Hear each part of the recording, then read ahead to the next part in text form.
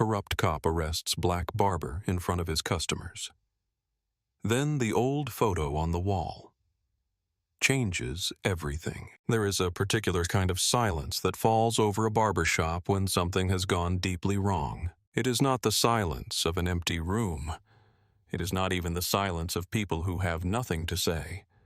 It is the silence of people who have too much to say and have learned across generations exactly when saying it will cost them more than they can afford to spend. It is a silence that carries weight. It knows its own history.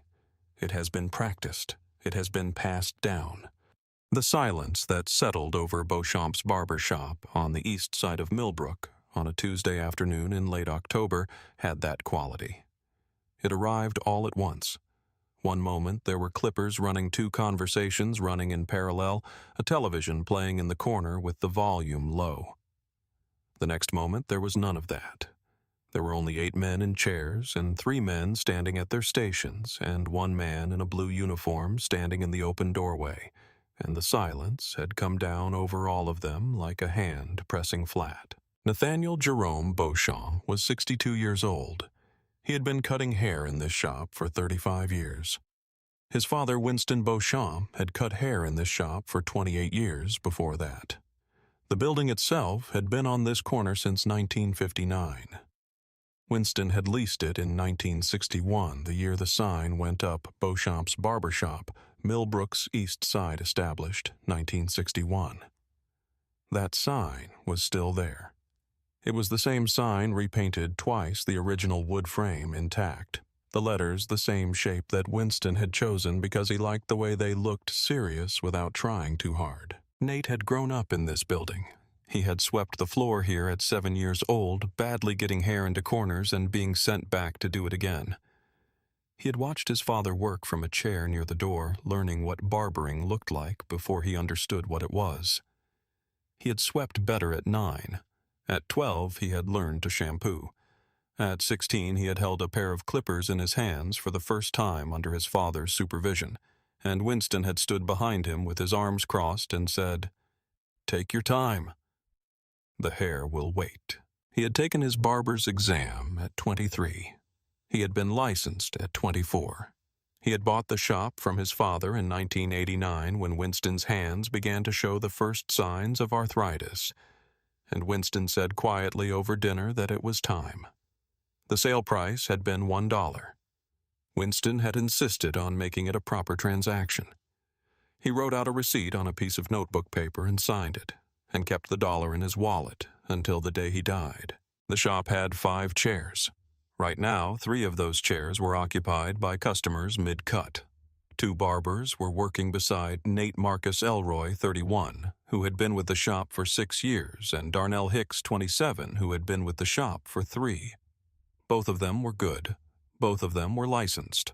Their licenses were on the wall, same as Nate's, in matching black frames that Nate had bought at the hardware store and hung himself with a level.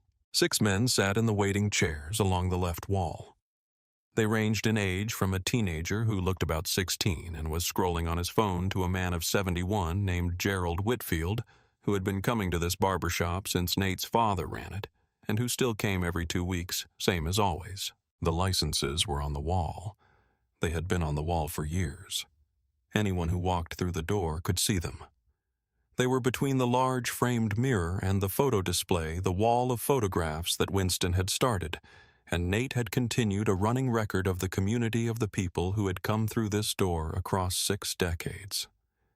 Athletes, politicians who had stopped in during election season, families who had brought their sons in for first haircuts and come back year after year, men who had grown old in these chairs, men who were not around anymore.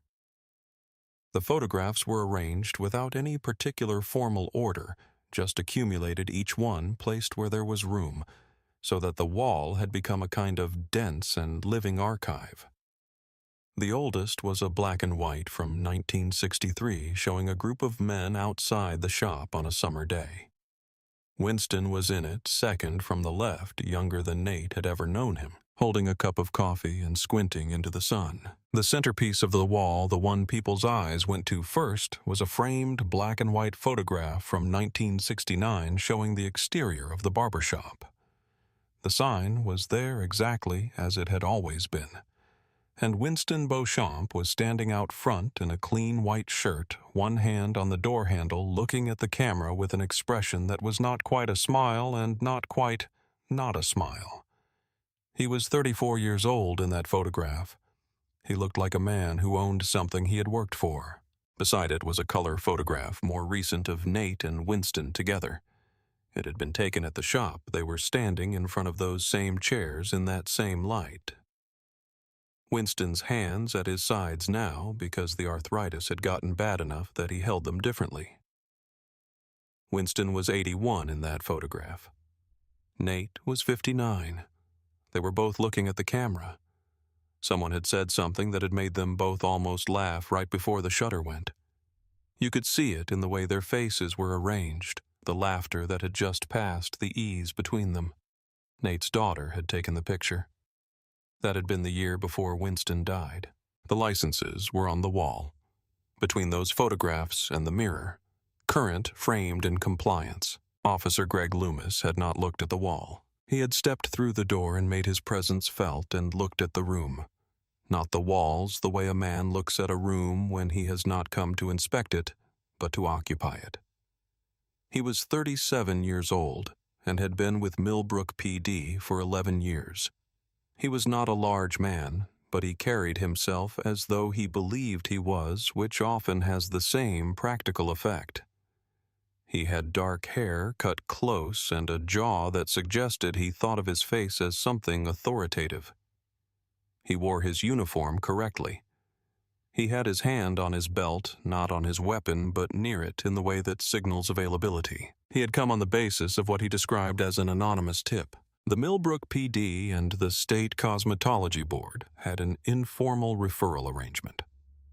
If a complaint came in about an unlicensed barber operating commercially, the board would typically send its own inspector. But if law enforcement received the tip first, an officer might accompany the inspection or conduct a preliminary check.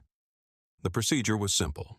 Walk in, ask to see the establishment license and individual licenses. If they are displayed as required by statute, which requires display in a visible location accessible to customers, note that they are in compliance and close the file. The whole thing could be done in 3 minutes without anyone stopping what they were doing. That was the procedure. Loomis did not follow the procedure. He stood in the center of the shop floor and announced to the full room that he had received a report indicating that a specific barber on the premises was operating without a valid license, and that under the applicable code he was conducting a formal inspection, and everyone was to stop working until the matter was resolved. The clippers stopped. The 3 barbers looked at each other. Nate set down the clippers he had been holding. He was calm. He was practiced at being calm in situations that were designed to make calmness difficult. He had learned that in this shop over 35 years of watching his father handle things that did not deserve the anger they were intended to provoke. He said in an even voice, "Officer, I can walk you directly to the licenses. All 3 are current and on display per state statute. This should take about 30 seconds to verify." Loomis looked at him. He said he needed Nate to step back. He said the matter was under investigation. He said that the inspection was ongoing and he would determine the timeline. Nate said, "All right, they are on the wall to your left. I can point to them from here." Loomis said, "I told you to step back, sir." There was something in the way he said sir. It was not respectful. It was the particular way some men say sir when they mean the opposite and want you to know it. The customers in the waiting chairs heard it. Gerald Whitfield at 71 had heard that tone before in other contexts and in other decades, and he recognized it exactly for what it was. He did not move. He watched. Nate said, "I understand you have a procedure. I'm cooperating with your procedure. I'm telling you the licenses are on that wall and we can resolve this immediately. Loomis said you are interfering with an official inspection. I'm going to need you to come with me." The room went very quiet. Marcus Elroy said from his station, "Sir, the licenses are right there on the wall." He gestured toward them. He kept his voice neutral. He was trying to help, and he knew that trying to help might make things worse, and he tried anyway. Loomis did not look at the wall. He told Nate that he was arresting him for obstruction of official business. He told him to put his hands behind his back. Nate Beauchamp, 62 years old, owner of this shop for 35 years. Son of the man who had built it, stood very still for a moment. Then he put his hands behind his back. He did it slowly and deliberately, not from submission, but because he was not going to give anyone in this room, or in any subsequent report, a reason to say he had resisted. He had not resisted. He had been standing in his own shop holding a pair of clippers a moment ago. Now he was putting his hands behind his back.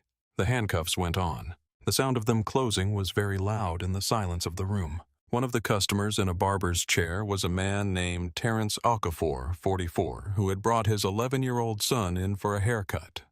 The son's name was Devin.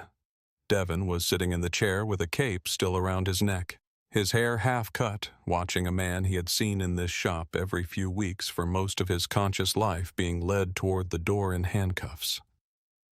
Devin did not understand everything that was happening.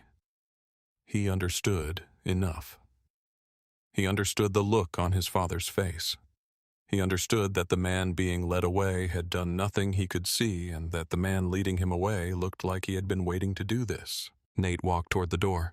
The photographs were on the wall to his right as he moved through the shop. He had walked past that wall thousands of times. Tens of thousands of times. He knew every photograph on it. He knew the faces. He knew the stories behind the faces. He had hung most of them himself. He passed the 1963 photo of the men outside. He passed the school photos that a few regulars had brought in over the years. He passed his father's 1969 photograph that exterior shot Winston standing at the door in his white shirt. He passed the color photograph of himself and his father together. He walked past them and through the door and into the October air, and he kept his face still. He had been practicing keeping his face still in difficult moments since he was a child. He was very good at it.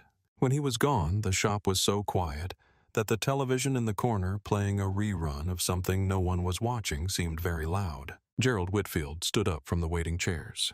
He was 71 years old, and he had a deliberate, unhurried way of moving that came from a lifetime of deciding not to rush for anyone. He stood up and turned to face the room, not to Loomis, who had paused near the door with his hand on the frame, and he said in a steady voice that carried across the whole shop, "Your department has had a problem with Nate Beauchamp specifically for 2 years. Everybody in this community knows it." He was not shouting. He was not performing anger. He said it the way a person states something that has been known for a long time and simply hasn't been said out loud in the right room until now. He turned and pointed at the black and white photograph from 1969, at Winston Beauchamp standing in front of his shop in his white shirt. He said that man's father opened this shop the year I was 8 years old. He said it to the room, to Marcus, to Darnell, to Terrence Okafor and his son Devin, to the other men waiting, to the customers still sitting in chairs. He said it so that everyone heard it and understood what it meant. He did not say it to Loomis. Loomis was not the audience for it. Then he sat back down. His hands were folded in his lap. He waited. Loomis stood there for a moment. Then he left. Outside, Nate was placed in the back of a patrol car. The October air had a cold edge to it. The sky was the color it gets in late afternoon and early fall white at the horizon and a deeper gray above. He sat in the back of the car, and he looked at the front of his shop through the window. The sign, the painted letters, established 1961. His father had chosen those letters because he liked the way they looked serious without trying too hard. Nate looked at the sign and breathed. The 2 men in the waiting chairs who had not left were watching through the window. Marcus stood at his station with his hands at his sides. Darnell had the broom out. He was sweeping methodically because it was the only thing that seemed right to do at that moment. The teenager who had been scrolling his phone had put the phone down. Devin Okafor's cape was still on. His father had his hand on Devin's shoulder. The television played on in the corner, muted, now faces moving across the screen without any of it mattering. The patrol car did not move for a few minutes. Then it pulled away from the curb slowly, the way cars pull away when they are not in a hurry to get somewhere, which in this case seemed worse than if it had been in a hurry. Gerald Whitfield had sat back down and was looking at the door. His hands were folded. His face was the face of a man who has witnessed something that confirms what he has long understood, and who will carry that confirmation with him, as he has carried earlier versions of it across more decades than most people in that room had been alive. The barbershop on the east side of Millbrook had been a fixed point in the neighborhood's geography for as long as most of its current residents could remember. It was one of those places that people used as a landmark when giving directions turn left at Beauchamp's go past Beauchamp's, you know where Beauchamp's is. It had that quality of permanence that certain neighborhood businesses acquire when they outlast the things around them and become part of the landscape rather than just an occupant of it. Winston Beauchamp had not set out to build a community institution. He had set out to make a living doing something he was good at. He had been cutting hair since he was a teenager, first at a shop on the other side of the city where he was born, then in the military, then in the transitional years after his discharge when he moved to Millbrook because his cousin was there and there seemed to be work. He had found work. He had found enough of it that after 7 years he had enough money to lease a space and buy equipment and put up a sign. He was deliberate about everything. He was deliberate about the shop's appearance, clean, always clean, to a degree that some of his early customers commented on because they had not expected it. He was deliberate about the work which he treated as skilled labor deserving of precision and care. He was deliberate about the people he hired, the 2 and eventually 3 barbers who worked alongside him over the decades, each of whom he trained personally, or verified had been properly trained before they touched a customer. He was deliberate about the licenses. He had gone through the licensing process himself, and he understood what it meant not just as a legal requirement, but as a statement. He had framed his establishment license himself and put it on the wall the day he received it. When the state began requiring individual barber licenses to be displayed in the shop, he framed those too. He kept them current. He renewed them without fail.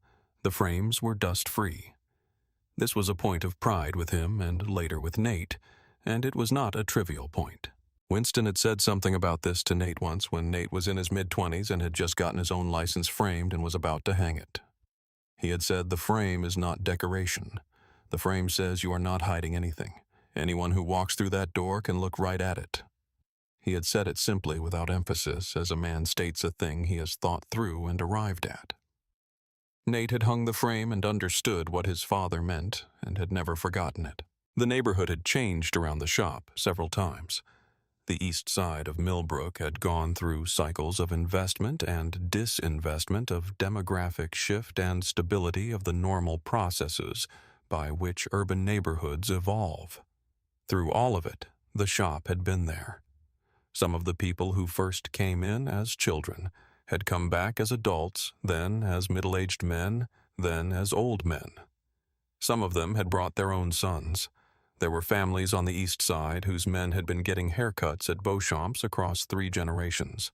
Nate had taken the shop over from his father in 1989 with a clear sense of what he was inheriting and what that inheritance required of him. He was 27 when he bought it. He had already been working there for 3 years. He knew the customers. He knew the rhythms of the week, slower on Mondays, building through Wednesday, busy on Thursday and Friday, the peak of Saturday, the specific quality of Saturday morning when people came in with time to spend and talked more, and the shop had a different energy from the weekday intensity. He knew which customers wanted to talk and which wanted quiet. He knew which ones needed a little extra time with the fade at the sides. He knew who had been sick and who had just come back from somewhere and whose children were growing up and whose parents were getting old. He had maintained the wall of photographs as a continuation of something his father had started adding to it as the years went by, not as a deliberate archival project, but simply as a habit of acknowledgement. Someone would bring a photo in a team photo. A family shot something from an occasion they wanted to mark, and Nate would add it to the wall if there was room and if the person wanted it there. The wall had become full over the years in a way that was not crowded but dense, the way a shelf of books that has been added to for decades looks full in a way that feels right rather than cluttered. The licenses were on that wall, too. The establishment license, large and official with the seal of the State Cosmetology Board. Nate's individual barber license. Marcus Elroy's license. Darnell Hicks's license. All of them in their black frames, current, renewed on schedule, visible from the chairs and from the door. Nate had never in 35 years received a complaint. Not from the Cosmetology Board, not from the health department, not from any customer. He had an unblemished record not because he had been lucky or because no one had looked closely enough, but because there was nothing to complain about. The shop was clean. The work was skilled. The licenses were current and on the wall. This was simply how the business operated. The trouble with Officer Greg Loomis had started 22 months earlier, in the winter of the year before last. It had started with a noise complaint. Nate had a neighbor on the block, a man named Phil Caruso, who had moved into the building adjacent to the shop's back alley 4 years prior. Caruso was in his mid-40s, sociable through occasional gatherings that ran late. Nate had tolerated the noise for 3 years through 2 conversations with Caruso that had produced brief improvement and then a return to the same patterns. On a Friday night in January, when the gathering next door had run until 3 in the morning and had included a period of music at a volume that could be heard clearly in the apartment Nate kept above the shop, he had called the non-emergency line and filed a formal noise complaint. It was a legal noise complaint. It went through the proper process. It produced a visit from an officer, a note in the system, and a warning to Caruso. Caruso was Greg Loomis's friend. Not a close friend, not a childhood friend, but a friend. A man Loomis knew from a gym. A man he had a beer with, occasionally. A man he described to people as a good guy. When Loomis heard about the complaint, he heard it from Caruso, and he heard it in the way that Caruso told it, which was as an unfair act by a difficult neighbor. Loomis had not been the responding officer. He had nothing official to do with it.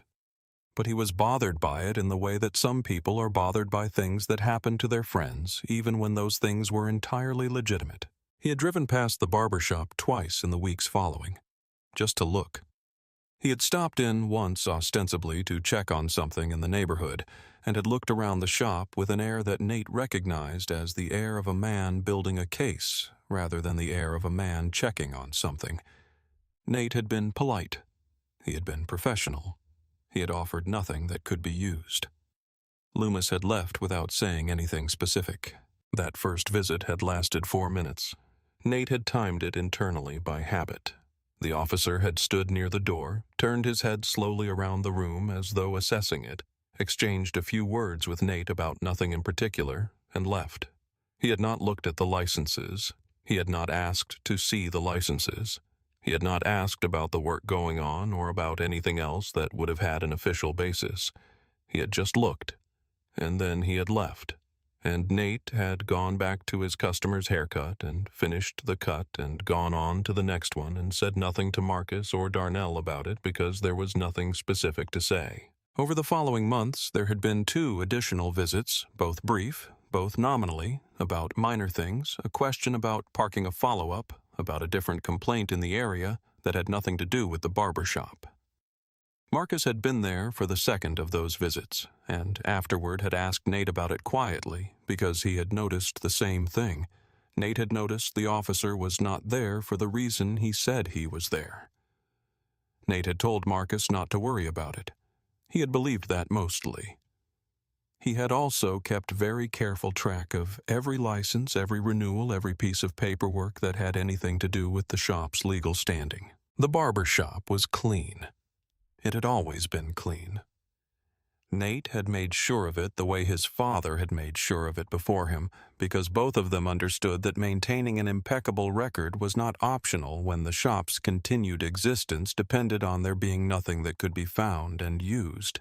There was nothing to find, which meant that when Loomis walked in on a Tuesday in October claiming a tip about an unlicensed barber, the claim was not just wrong, it was impossible. It required not seeing 3 licenses that were displayed exactly where the statute required them to be displayed in a location clearly visible to anyone who walked through the door. He had either not looked, or he had looked and not cared. Neither was a neutral fact. The call that changed the afternoon came from a chain of events that had been set in motion before Loomis had even walked through the door. The State Cosmetology Board's regional office had received the same anonymous tip earlier that day. The tip had come in through the board's complaint hotline, which logged all incoming complaints as a matter of procedure. The board's protocol for a complaint of this type, alleged unlicensed commercial barbering, was to schedule an inspection visit from a regional compliance supervisor within 5 business days. It was not an emergency procedure. It was an administrative process. District Supervisor Yvonne Pate had been scheduled that week for a set of routine compliance visits on the east side of Millbrook. She was 53, had been with the State Cosmetology Board for 19 years, and had the manner of someone who had seen enough confusion between official authority and personal grievance to develop a finely calibrated sense for the difference. When the Beauchamp tip came in that morning, she had recognized the address immediately. She had driven past the shop, many times had in fact been inside it once, for a routine visit several years ago, and found everything in complete order. She had flagged the complaint as likely erroneous, but had added it to her afternoon route as a matter of due diligence. She was 4 blocks away, finishing a different visit, when her cell phone rang. One of Nate's customers, a man who had walked out of the shop in the confusion following Loomis's announcement, had the presence of mind to find the Cosmetology Board's regional number online and call it. Yvonne Pate answered on the second ring. By the time the caller had finished explaining what had happened, she was already moving toward her car. She drove the 4 blocks in 2 minutes and parked outside the shop at 4:17 in the afternoon, 22 minutes after Loomis had driven Nate away in the patrol car. She walked through the door of the Barbershop, and the first thing she did was look at the wall. The licenses were there. All 3 of them. The establishment license, Nate's individual barber license, Marcus Elroy's license, Darnell Hicks's license, current framed in compliance exactly where the statute required them to be displayed. She stood in front of them for a moment. Then she turned and introduced herself to Marcus, who told her what had happened. He gave it to her plainly, the announcement, the demand that everyone stop working, Nate's calm attempt to direct Loomis to the licenses, the escalation, the arrest. Darnell confirmed it. 3 customers still in the shop confirmed it. Gerald Whitfield, who was still sitting in the waiting chairs because he had not gone anywhere, confirmed it with the specific detail and precision of a man who had been observing things in this shop for over 60 years and who had a very long memory. Yvonne Pat took notes. She was thorough. She asked clear questions and listened to the answers and did not speak over anyone and wrote down what people said. She spent a particular moment with Gerald Whitfield, who was the oldest person in the room and whose account of the sequence of events was precise to the minute.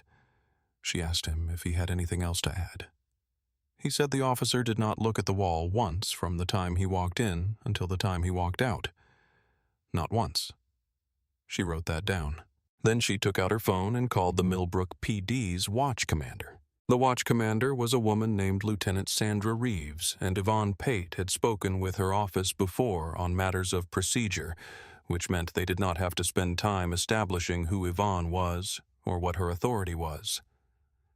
Yvonne said, "I am at Beauchamp's Barbershop, 1440 East Millbrook Avenue, and I need you to understand something clearly. All 3 licenses are current in compliance and displayed per statute. They are on the wall. They have been on the wall. The tip that generated this complaint did not indicate any basis for an arrest under applicable procedure. An arrest has been made, and it is without basis." Lieutenant Reeves asked several questions. Yvonne answered all of them. The conversation lasted 7 minutes. At the end of it, Reeves said, "I understand, I'll handle it." Yvonne Pate hung up and looked at the wall again. She looked at the licenses. She looked at the photographs. She looked at the 1969 image of Winston Beauchamp standing in front of his shop in his white shirt, one hand on the door handle, looking at the camera. She stood there for a moment longer than was strictly necessary. Then she sat down in one of the waiting chairs and waited.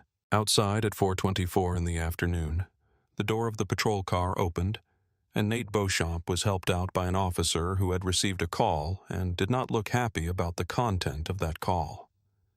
The handcuffs came off. The officer said something to him. Nate looked at the officer and then at the front of his shop and then back at the officer. He nodded once. He said nothing. He walked back toward his shop.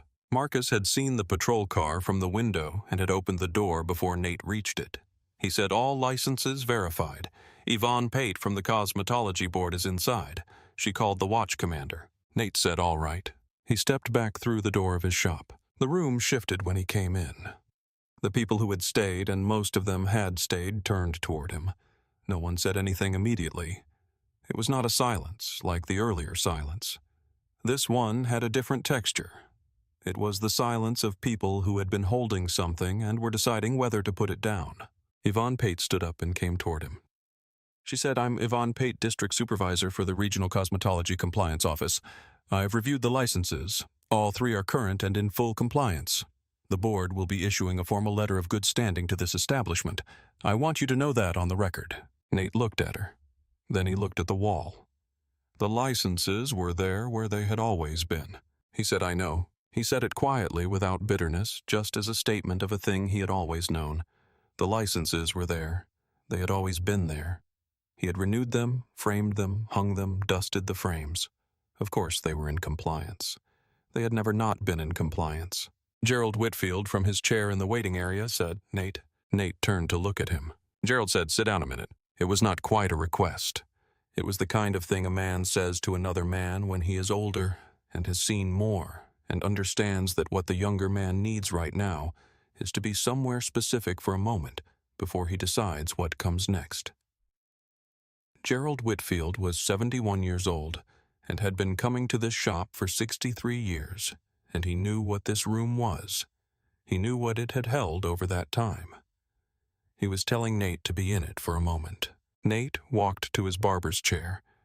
His own chair, the one he worked from every day, the one at the first station by the window. He sat down in it. Not in the customer position, he swiveled it so that he was facing forward, facing the room, facing the photographs on the wall. He looked at the licenses. He looked at the 1969 photograph of his father. He looked at the color photograph of himself and his father together, the one his daughter had taken, the one where you could see the laughter that had just passed. He sat in that chair for a long moment. Then he reached to the counter and picked up his comb. The days that followed moved in 2 directions at once, the way they do when something has happened that requires both official process and human response. The official process was handled efficiently. Lieutenant Reeves had opened an internal inquiry before Nate's patrol car had reached the station, and by the time the inquiry began in earnest the following morning, it had access to the tip's complaint log, the cosmetology board's records for the shop, the officer's call log for the previous 22 months, and the formal statement that Yvonne Pate had filed with both her own office and the department. The picture that emerged was not ambiguous. The complaint was anonymous, unverifiable, and had been logged the same morning as the arrest. The establishment had a clean record spanning 35 years. The licenses were visible on the wall. The arrest had been made after Nate had identified himself, offered to direct the officer to the licenses, and been told to step back. The call history was harder to overlook. 22 months of drive-pasts, informal visits to the shop without a stated official purpose, and a pattern of contact that did not map onto any patrol assignment or casework that touched the Barbershop's block. The internal investigator pulled Loomis's logs going back to shortly after the noise complaint filing and found what amounted to a documented record of a grievance being carried into official contact. Loomis received a formal written reprimand within 5 days. The reprimand cited conduct unbecoming an officer and misuse of official authority. The internal affairs investigation was expanded to cover the full 22-month period. A formal process was initiated that would determine what, if any, additional disciplinary action was warranted. Within 2 weeks, Loomis was transferred to a different district. It was not a promotion. It was the kind of transfer that happens when a department decides it has a problem. It needs to put distance between itself and... He did not contest it publicly. He signed the paperwork and moved to his new assignment and did not return to the east side of Millbrook. Nate was released with no charges. There was nothing to charge him with. The obstruction finding was reviewed and found to be entirely without merit. The arrest was formally noted in his file as baseless, and the file was then closed on the grounds that there was no case to pursue. He received no citation. He received no conditional release terms. He was released because there was nothing to release him from. The State Cosmetology Board's letter arrived at the shop 12 days after the incident. It was on official letterhead signed by the regional director and stated clearly that Beauchamp's Barbershop had been reviewed by a district compliance supervisor and found to be in full compliance with all applicable licensing requirements, and that the establishment's 35-year record with the board contained no previous complaints or findings of any kind.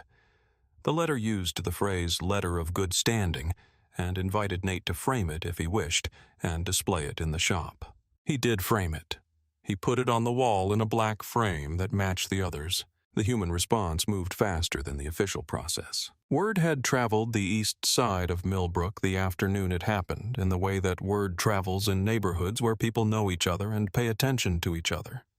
The customers who had been in the shop went home and told people. The people they told other people. By evening, the story had been told enough times across enough conversations that most of the east side knew the outline of it. Nate Beauchamp had been walked out of his shop in handcuffs in front of his customers, his licenses visible on the wall behind him. There was anger in the response. That was honest. People were angry, and that anger was not diffuse or unfocused. It had a specific object and a specific history, and the people who felt it understood what it was about. But alongside the anger, there was also something else, something that operated differently, and that had been present in the community's relationship to that shop for a long time. It was the feeling that this place mattered, that it had to be defended not with anger alone, but with presence. The following Saturday, Beauchamp's Barbershop opened at 8 in the morning, as it always did. By 8:15, the waiting chairs were full. By 9 o'clock, people were standing outside. It was the longest wait list the shop had seen in years, possibly the longest it had ever seen. Men came who had not been in for months, some who had not been in for longer than that, men who had moved to other parts of Millbrook and come back that morning because they wanted to be in that room. Men brought their sons and their fathers. Terrence Okafor came back with Devon, whose haircut had been interrupted mid-cut the previous Tuesday, and Devon sat in the chair, and Nate finished what he had started. A woman who had been bringing her 3 sons to the shop for years stood outside with them and waited, and did not seem to mind the wait. Gerald Whitfield arrived at his usual time, which was early, and got his usual chair. The atmosphere in the shop that Saturday was not the atmosphere of a protest or a statement. It was the atmosphere of a barbershop on a very busy day, which meant it was loud and it was warm, and there were 4 or 5 conversations happening at once, and the clippers ran without stopping, and everyone was waiting their turn, and no one really minded. It was the atmosphere of a place that was certain of itself. Nate had not posted anything online. He did not have a large social media presence. The shop had a modest page that Marcus maintained, mostly appointment reminders and the occasional photo. No one had made a flyer or sent an email. What had happened that Saturday had happened the way community response sometimes happens in places where people have been connected long enough to act without coordination. They had simply shown up because the thing that needed to happen was obvious to all of them and required no instruction. Nate worked through the morning and into the afternoon. He worked at the same pace he always worked, not rushed, not performing anything for anyone's benefit, just doing the work. taking his time. The hair will wait. His father had told him once, and that was still true. Between customers, in the moments when he was setting up for the next cut, he looked at the wall. He looked at the photographs. He looked at his father's 1969 photograph. He looked at the color photograph of himself and his father together. He looked at the letter of good standing from the cosmetology board in its new frame placed beside his license and his employees' licenses. He looked at all of it. He was still there when the shop closed that evening. He locked the door and stood inside for a moment in the quiet of the closed shop, the chairs empty, the clippers on the counter, the photographs on the wall. The light through the front window was low and orange in the way that October evenings have. The sign outside Beauchamp's Barbershop, Millbrook's East Side, established 1961, was still there. It was still the same sign, repainted twice, the original wood frame intact. He had been walking past that sign his entire life. He could not remember the first time he had read it. It had always been there the way certain things are simply part of the architecture of a life present before memory and carrying on after. He had swept the floor under it badly at age 7. He had learned to cut hair under it. He had bought the shop under it and kept it running through 4 decades of changes in the neighborhood and the city and the world. He turned off the lights and went upstairs. There are things that happen to a person in the middle of their life that require a particular kind of reckoning. Not the reckoning of youth, which tends toward the dramatic. Not the reckoning of old age, which tends toward the philosophical. The reckoning of a 62-year-old man who has spent 35 years building something and who has just been walked out of that thing in handcuffs is its own specific kind. It involves a set of calculations that most people do not have to make. Nate made those calculations in the days after the incident, mostly alone, mostly at night, mostly in the apartment above the shop where he had lived for 15 years. He had a view of the street from the front window. He had lived there long enough to know the nighttime sounds of the neighborhood, which cars belonged to, which residents, which footsteps were the neighbor on the second floor coming home late, which sounds were unremarkable, and which were not. He thought about his father. He thought about Winston standing in front of the shop in 1969, in his white shirt, one hand on the door, and he thought about what it had taken to be that man in that year in that neighborhood. He thought about the things his father had not talked about directly, but that he had understood through proximity and through attention over many years. The ways Winston had been required to be excellent in order to be permitted to be present. The ways he had kept his record immaculate not because he had more to prove than anyone else, but because he understood the cost of giving anyone a reason. Nate had learned that same lesson early. He had learned it so early and so thoroughly that it had become part of how he moved through the world. The constant maintenance of an impeccable record, not from fear exactly, but from a clear-eyed understanding of what the alternative involved. The licenses were on the wall. They had always been on the wall. He had made sure of it. He made sure of it because he was a professional who took his work seriously, and also because he understood that the licenses being on the wall was not just about compliance. It was about having the answer ready before the question was asked. And still, the handcuffs had closed and the sound had been loud, and he had been walked past his father's photograph in front of his customers in his own shop. He had been put in the back of a patrol car and driven away. This had happened. It had happened with the licenses on the wall behind him. He thought about that. He let himself think about it, which was not the same as dwelling on it. He was not given to dwelling, but he was given to understanding things clearly, and understanding this clearly meant acknowledging what it was. It was a man with authority using that authority in a direction it was not meant to go against a target he had selected personally in a place that had stood for 63 years. He also thought about Gerald Whitfield standing up in the waiting chairs and pointing at his father's photograph and saying what he said. He thought about Yvonne Pate walking through the door and looking at the wall and making a phone call. He thought about Marcus and Darnell, who had handled an impossible afternoon with professionalism and steadiness, who had kept the shop from descending into something that could have been used against it. He thought about Terrence Okafor's son Devin sitting in the barber's chair with the cape still on watching. He thought about the following Saturday when the shop had filled up before he had finished his first cut of the morning. He thought about all of these things. He weighed them against each other not to produce a conclusion, but simply because they all deserved to be looked at. They were all part of the same thing. They were all part of what this shop was, and what it had always been, a place in the middle of a community receiving its weight, reflecting it back. His father had told him once that a barbershop is not a neutral place. People come in, and they sit down, and they let someone work on them in close proximity. And they are in a position of some vulnerability, not a dramatic vulnerability, but a real one. You are trusting the person holding the clippers. You are trusting that they know what they are doing, and that they will not harm you, and that the result will be what you came for. That trust, his father had said, is not trivial. It is a small version of something larger. You build it by doing good work over time, and once it is built, it belongs to both of you. Nate had been building that trust for 35 years. His father had been building it for 28 years before that. What they had built together across 6 decades was not something that an afternoon in handcuffs could undo. It had been tried, and it had held. That was what the following Saturday had been about. Not a statement, not a protest, simply the weight of what had been built showing up in chairs. He was not unchanged by what had happened.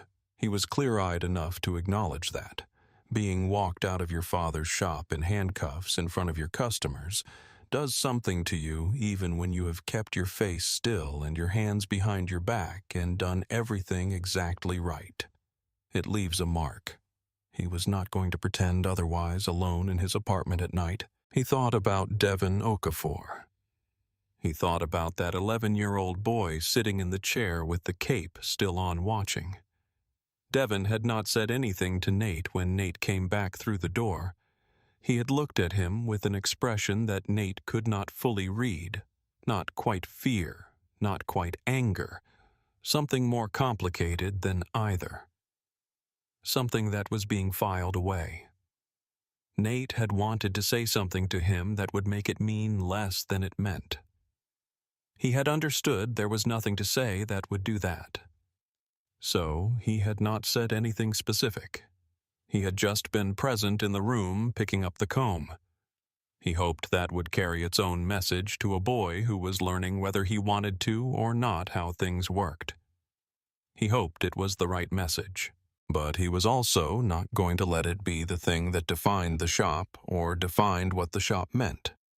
The shop had been defined already by 63 years of work, and by every person who had come through the door and sat down and trusted the person holding the clippers. It was defined by his father's white shirt in 1969. It was defined by Gerald Whitfield's voice pointing at that photograph and saying what he said. It was defined by the letter of good standing now on the wall in its black frame, and by the fact that the licenses had been on the wall all along. He thought about picking up the comb. He had done that, sat in his own chair for a moment after coming back through the door after Yvonne Pate had told him what was already true, and then reached to the counter and picked up his comb. He had not thought about it at the time. It had been the next thing to do. But thinking about it later, he understood that it was also something else. It was the thing his hands knew. After 35 years, when the world offered the option to pick up the comb, the hands did it. The work was still there. It was waiting. The hair will wait, his father had told him. He had been right about that. The investigation into Officer Loomis's conduct was completed over 6 weeks following the incident. The Internal Affairs Unit filed its findings in a formal report that documented the 22-month pattern of unofficial contact with the barbershop, the absence of any patrol or casework justification for that contact, the timeline connecting it to the noise complaint filed by Nate in the winter of the previous year, and the specific circumstances of the October arrest. The report's conclusion was direct. The arrest had been made without probable cause in the context of a documented pattern of targeted behavior toward a specific private citizen, and in disregard of evidence, the displayed licenses that would have immediately resolved the alleged basis for the inspection. The tip that had initiated the process was not the report noted, verified, or verifiable, and the appropriate response to such a tip was a routine license check, not an arrest for obstruction. The formal reprimand stood. The transfer stood. The department's internal review board recommended additional training requirements for Loomis and a probationary period for his conduct in his new assignment. The recommendation was adopted. The department also issued a short statement acknowledging that the arrest had been without legal basis and that the matter had been referred to Internal Affairs for review. The statement was careful and minimal.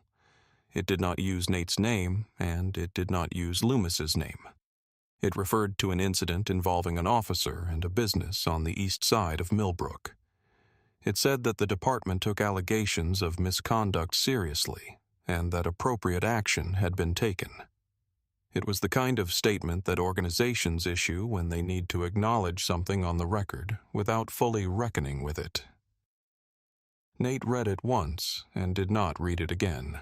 The report was not a public document by default, but its contents became known in the way that things become known in a mid-sized city when multiple people have access to them, and the story has already been told in the community.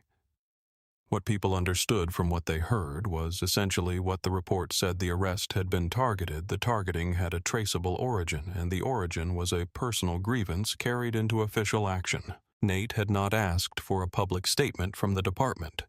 He had not sought media coverage. He had not retained an attorney, though two had offered their services in the week following the incident, and he had thanked them both and said he would let things develop. Things had developed in the direction they needed to develop without requiring him to become the face of a fight he had not started and had never wanted. He did give one interview. It was to a local paper, not a large publication, a neighborhood paper that had covered the East Side for 40 years. The kind of publication that printed the sort of news that larger outlets considered too specific to be news. The reporter was a woman who had been doing this beat for 15 years, and who knew the shop and knew the neighborhood's history.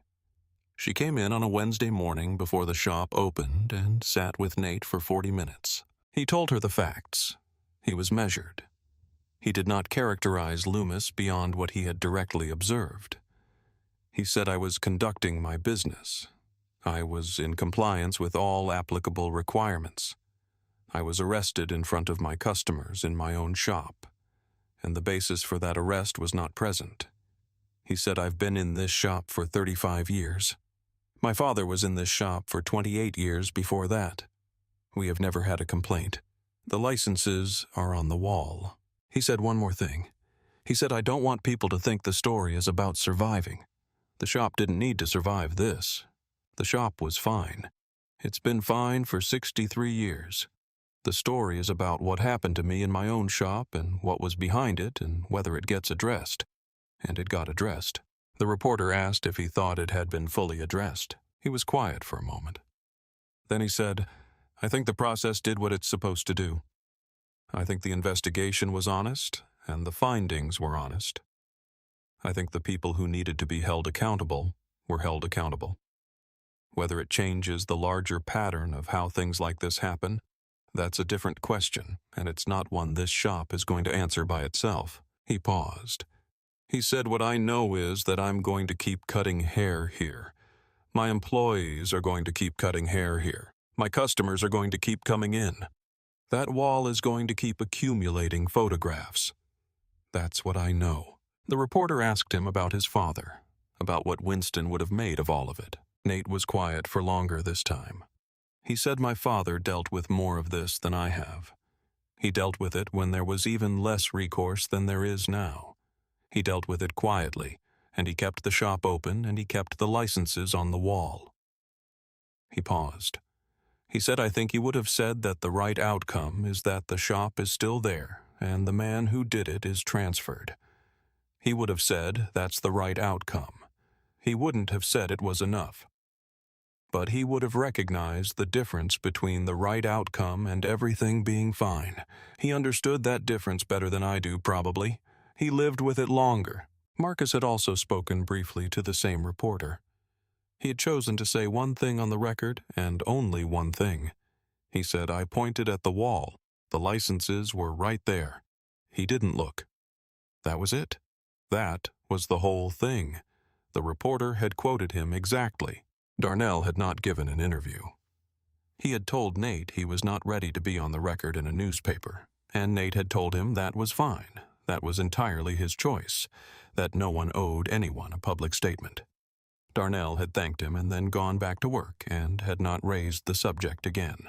The interview ran the following week. Several larger outlets picked up a version of it. The story had the specific quality of stories that travel. It was contained enough to be easily retold and large enough to mean something beyond itself.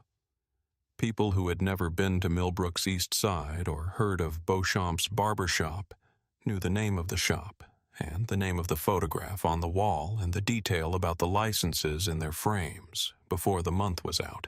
Gerald Whitfield read the article sitting in his usual chair on a Saturday morning, waiting for his turn. He read it without particular reaction, folded the paper, set it on the side table, and waited. When it was his turn, he sat in the chair. Nate put the cape on and picked up the clippers. They talked about the sort of things they always talked about: sports, the neighborhood, a mutual acquaintance who had recently moved, the weather. They did not talk about the article or about the incident or about any of it. There was nothing more to say about it between them. It had been said. What remained was the ordinary business of being in this room together as they had been for many years, as they would continue to be. The photographs on the wall had their own timeline. It was not the timeline of official records or news cycles or departmental investigations. It was the timeline of a neighborhood over 63 years, documented in the specific way that a barbershop documents things, not with the intention of making history, but as a side effect of being a consistent, reliable present place where people come back to. The 1963 photograph of the men outside on a summer day had been in that spot on the wall for so long that almost none of the current regular customers knew who all of the men in it were. Winston second from the left. The others' faces from a version of the neighborhood that predated most of the current residents' memories of it. Men who had come to the shop when it was young, when Winston was young, when the East Side was in a different chapter of its story. They were still there on the wall, unidentified, now their names carried only by the few people old enough to remember them. Gerald Whitfield was one of those few. He could name every man in the 1963 photograph. He had told Nate the names once years ago, standing in front of the wall after a Saturday cut, pointing to each face. He had known all of them. 2 had moved away. 3 had died before Nate took over the shop. The others Nate remembered as old men who had come in during his early years and then stopped coming one by one as old men do. He had known their faces before he had known their names. He had known them from the photograph. That was what the wall did. It held people in place past the time when the world had moved on from them, past the time when the only person who still said their name out loud was an old man pointing at a photograph on a Saturday morning. The 1969 photograph of Winston at the door had been added to the wall in the early 1970s when someone who had taken it gave Nate's father a copy. Winston had looked at it and said he liked the way the light was and had hung it up. He had not said anything about the symbolic dimension of it, a man standing in front of the thing he had built holding the door looking at the camera. He was not given to that kind of statement. He had just hung it because he liked the light. But it had become the photograph that people pointed to when they talked about the shop. It was the image that was reproduced in the newspaper article. It was the image that Gerald Whitfield had gestured toward on that Tuesday afternoon when he stood up from the waiting chairs and addressed the room.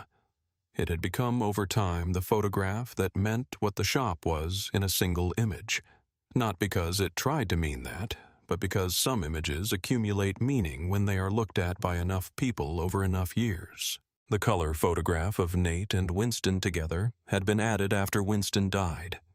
Nate's daughter had given him a print of it because she thought it should be on the wall, and she had been right. It hung beside the 1969 image, the two of them in conversation with each other across the decades, the father holding the door in 1969, the father and son standing together near the end of the father's life, the laughter just passed in both their faces. People who looked at the two photographs together often commented that you could see the resemblance very clearly. You could see that Nate had learned how to stand from watching his father stand. The letter of good standing was on that wall now, too. It was in its black frame, the same as the licenses. It was a document from a government body saying formally and on the record that this establishment was in compliance. It was not a photograph. It did not show a face or a moment or a history.